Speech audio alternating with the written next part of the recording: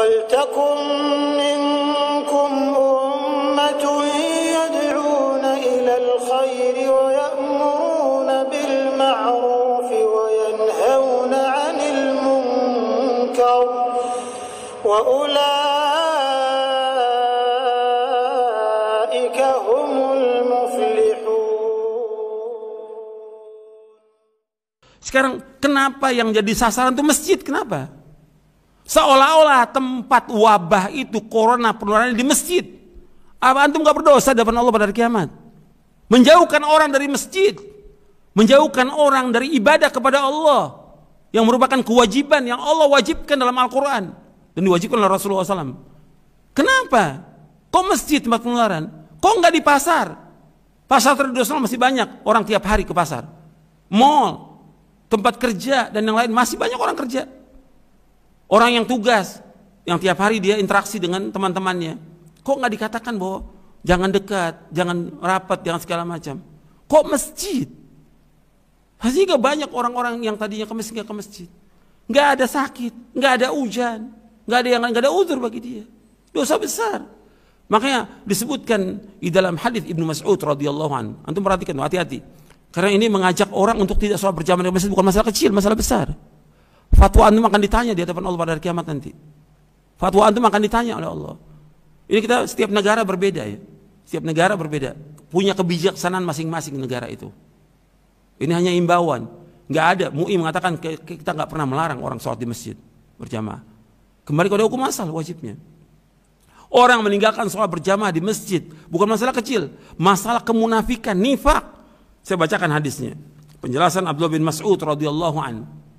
Abdullah bin Mas'ud berkata radhiyallahu an, man sarrahu ayyalqallaha ghadan musliman falyuhafidh ala haula'i salawat haitsu yunada bihin fa innallaha syara'a li nabiyyikum sallallahu alaihi wasallam sunanal huda wa innahunna min sunanil huda walau annakum shallaitum fi buyutikum kama yusalli hadzal mutakhallifu fi baiti la taraktum sunnata nabiyyikum walau taraktum sunnata nabiyyikum la dhalaltum. Walaqad ra'aituna wa ma yatakhallafu anha illa munafiqun ma'lumun nifaq. Kata Abdullah bin Mas'ud radhiyallahu an, barang siapa yang senang bertemu dengan Allah di hari kiamat kelak dalam keadaan muslim, hendaklah ia menjaga salat yang 5 waktu. Dimanapun diseru, ada dikumandangkan adzan di mana, datang dia ke masjid itu. Sungguh Allah telah mensyariatkan kepada Nabi kalian sallallahu alaihi wasallam sunnah-sunnah yang merupakan petunjuk. Sholat 5 waktu termasuk sunnah-sunnah yang merupakan petunjuk. Seandainya kalian sholat di rumah kalian sebagaimana orang yang tertinggal ini sholat di rumahnya, yaitu dia tidak sholat berjamaah di masjid, ini saya kalian akan meninggalkan sunnah Nabi sekalian sallallahu alaihi wasallam. Seandainya kalian meninggalkan sunnah-sunnah Nabi kalian, ini saya kalian akan sesat. Dan saya melihat pada zaman kami para sahabat tidak ada orang yang meninggalkan sholat berjamaah kecuali orang yang munafik, kecuali orang munafik yang telah diketahui kemunafikannya. Hadis sahih diriwayatkan oleh Muslim. Akhar ini sahih diriwayatkan oleh Muslim dalam Kitabul Masajid wa Mawadhi'is Shalah bab salatul jamaah min sunanil huda, dan juga diriwayatkan oleh Imam Abu Daud dan Nasa'i. Antum perhatikan di sini. Ibnu Mas'ud radhiyallahu an, seorang sahabat yang mulia dijamin dengan surga. Beliau mengatakan, walaqad ra'aituna wa ma yatakhallafu 'anis salati illa munafiqun qad ulima nifaquhu. Dan saya tidak melihat pada zaman kami, zaman para sahabat radhiyallahu ajma'in, tidak ada yang meninggalkan salat berjamaah kecuali orang munafik yang telah diketahui kemunafikannya. Hadis sahih riwayat Muslim. Jadi orang yang meninggalkan salat berjamaah dikatakan oleh sahabat munafik. Bukan saya yang mengatakan, bukan ulama, sahabat yang mengatakan. Orang meninggalkan salat berjamaah yang dia dengar azan di daerah aman, nggak ada ketakutan, nggak ada uzur, dia nggak sholat berjamaah, maka dia munafik. Jadi ini bukan masalah kecil, ikhwan fillah, azakumullah. Coba kita sadari bahwa ini kewajiban, ini syiar agama Islam yang besar. Kenapa kita harus takut?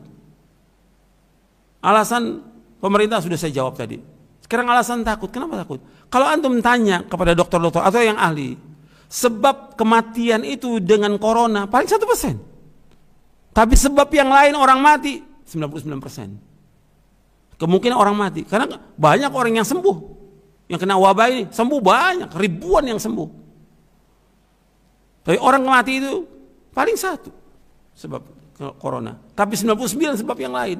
Kita sholat di rumah, ini antum merasakan deh.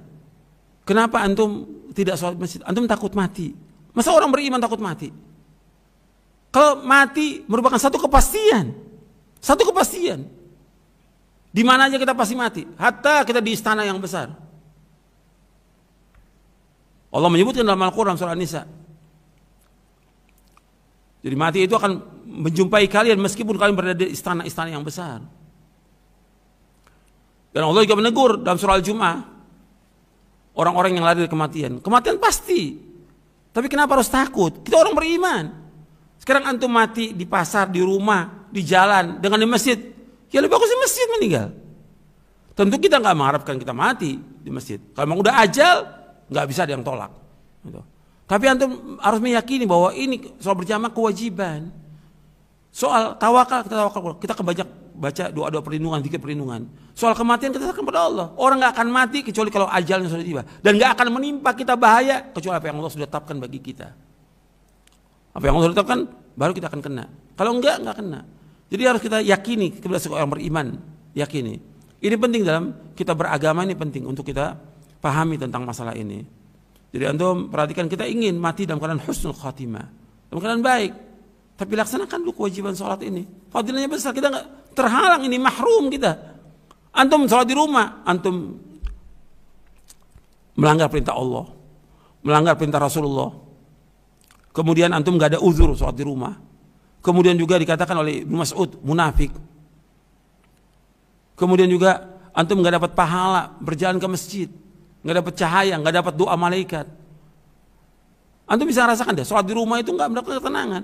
Sekarang kita lihat ketika orang menganjurkan sholat di rumah, antum lihat ini yang orang Muslim yang nggak bisa baca Quran, 1 orang, 1000 orang, 100.000 atau jutaan. Gimana dia jadi imam berjamaah di rumah? Bagaimana jadi imam dia? Nggak bisa baca. Dan saya tahu banyak orang nggak bisa baca Quran. Gimana mau imami istrinya? Dia nggak bisa baca Quran. Suruh sholat tarawih di rumah. Betul, sholat tarawih boleh di rumah, nggak apa-apa. Baca Quran, lihat baca Quran. Baca Quran nggak bisa, gimana mau jadi imam? Antum perhatikan begini. Yang terbaik kita tetap menganjurkan orang sholat berjamaah di masjid. Bukan kita menganjurkan orang untuk ke tempat kebinasaan, bukan, di masjid. Tempat yang suci, sebaik-baik tempat di muka bumi, masjid. Jalankan sholat berjamaah ini untuk kebaikan kita, kemaslahan kita. Dan mungkin dengan kita terus berjamaah dan kaum muslimin berdoa dalam sholatnya, di antara adzan qomat berdoa, Allah akan angkat wabah ini. Allah akan angkat wabah ini. Itu harus ingat itu.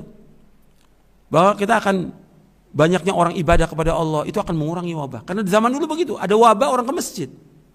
Ada wabah orang ke masjid, berbondong-bondong ke masjid. Bertaubat kepada Allah, minta ampun, berdoa kepada Allah, Allah akan angkat wabah ini. Tapi di rumah, ketika antum sholat di rumah, antum bisa yakin nggak dia sholat pada waktunya dan benar atau tidak sholatnya? Belum tentu sholat pada waktunya karena di rumah kan, nggak ada yang lihat. Mungkin zuhur dikerjakan pada waktu asar, mungkin asar menjelang maghrib dikerjakannya, mungkin sholatnya dengan cepat. Beda kalau berjamaah. Ini syiar Islam yang besar. Maka kesempatan ini saya ingin menyampaikan kepada seluruh kaum muslimin, muslimat dan para dai, para ustadz. Ini saya sampaikan bahwa ini kebenaran dalil dari Quran Sunnah. Jangan dilawan dengan kaidah-kaidah fiqhiyah. Ini dalil yang memerintahkan Allah dalam Al-Quran, yang memerintahkan Nabi SAW. Dan Nabi akan bakar rumah orang-orang yang sholat berjamaah.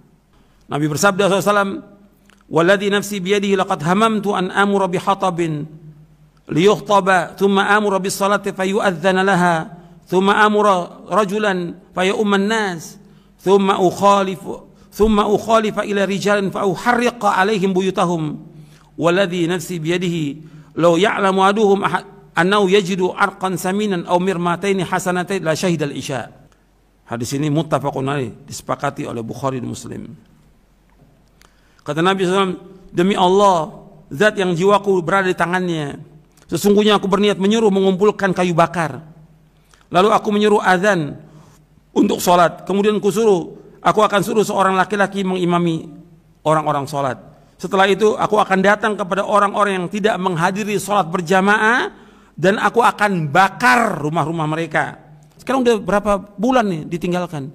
Dari mulai akhir Maret sampai sekarang ditinggalkan sholat berjamaah. Padahal ini daerah hijau, perumahan-perumahan, ribuan perumahan daerah hijau. Ketika kita berbicara ini didengar oleh seluruh orang di Indonesia ini.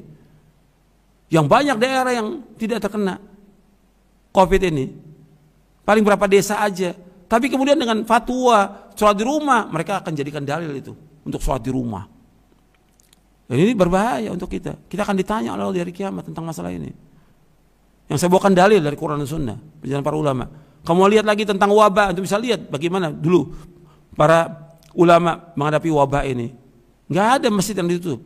Ketika terjadi riwayat-riwayat atau sejarah menyebutkan seperti yang disebutkan oleh Al-Hafidh, yang disebutkan oleh Imam Az-Zahabi dalam kitabnya Syiar Al-Alamin Nubala di juz yang ke-18, bahwa masjid ditutup. Antum lihat dong kisahnya di situ. Orang semua kelaparan, wabah, lapar mereka. Kalau udah lapar, jangankan untuk melangkah, bangun nggak bisa, lapar jatuh mereka. Bagaimana akan melangkah? Bagaimana akan ke masjid? Masjid sepi ya karena kondisi orang kelaparan. Beda dengan orang yang dapat makanan dengan orang lapar. Jadi antum lihat, baca sejarah itu bukan untuk membenarkan bahwa itu menunjukkan bahwa boleh orang tidak sholat berjamaah. Antum lihat kondisinya dong. Nggak ada masjid dari zaman Nabi SAW ditutup, tidak ada masjid tutup. Kalau disebutkan bahwa Masjidil Haram ditutup, itu pintu Ka'bah yang ditutup. Nabi tetap sholat kok di antara dua rukun Yamani. Hadisnya sahih di Sahih Bukhari itu. Itu perhatikan, nggak ada masjid sepanjang sejarah ditutup. Gitu. Ini saya berbicara di daerah hijau. Ini bicara, tidak harus perhatikan ini. Dan kita gunakan iman kita, ilmu kita, akal kita yang waras, dan hati kita yang lapang untuk menerima. Kalau mau kita ada perbedaan, ya wajar perbedaan. Tapi ingat ini dalil. Dalil. Harus kita ikuti dalil, Quran dan Sunnah ala fahmi salaf. Kita wajib ikuti. Dan ini manfaatnya besar, dengan sholat berjamaah ini besar manfaatnya, syiar agama Islam yang besar. Yang kalau kita tegakkan, karena apa? Bahwa ini orang-orang yang bertakwa kepada Allah. Wa may yu'azzim sya'airallah fa innaha min taqwal qulub. Barang siapa yang mengagungkan, membesarkan syiar agama Allah, itu termasuk yang bertakwa kepada Allah Taala. Jadi harus kita hidupkan lagi. Ajak orang untuk ke masjid, doa kepada Allah agar dihilangkan dan dijauhkan malapetaka ini, wabah ini. Insya Allah wabah ini akan hilang. Sebentar lagi akan hilang. Dengan doanya kaum muslimin, dengan pertolongan Allah Taala akan hilang wabah ini. Sebentar lagi, nggak lama akan hilang wabah ini. Tapi ajak orang ke masjid. Ajak, berikan kabar gembira. Jangan ditakut-takuti dengan kematian, jangan. Haram hukumnya menakut-nakuti orang dengan kematian. Nabi bersabda dalam hadis yang sahih dari Imam Abu Daud, la yahillu li muslimin ayyara'u ya musliman. Enggak boleh seorang muslim menakut-nakuti muslim lain, enggak boleh. Takuti. Sekarang yang lancangnya orang ke masjid aman, enggak ada apa-apa, tenang. Yang di rumah kirim SMS, WA, nanti antum kena penyakit ini penyakit. Kok jadi begini? Berarti yang di rumah bukan tambah benar, tambah sakit jiwanya. Itu perhatikan ini. Dengan tidak sholat di masjid bukan tambah benar, tambah sakit jiwanya. Ini kenyataan, saya bicara kenyataan di masyarakat, saya bergaul dengan masyarakat. Menakut-nakuti kaum muslimin yang sholat berjamaah.